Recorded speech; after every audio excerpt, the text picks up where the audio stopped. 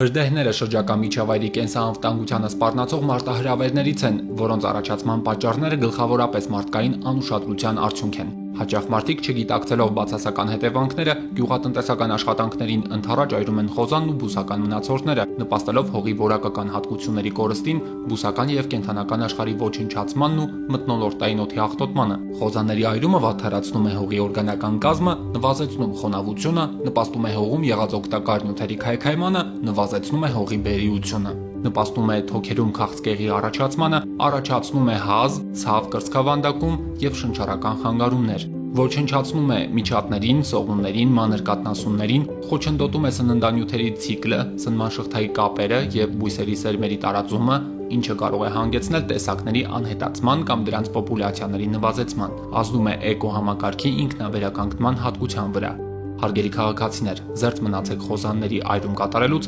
պահպանելով շրջակա միջավայրի կենսաբազմազանությունը, իսկ նկատած հրդեհի կամ ծխի դեպքում զանգահարեք 911 հեռախոսահամարին։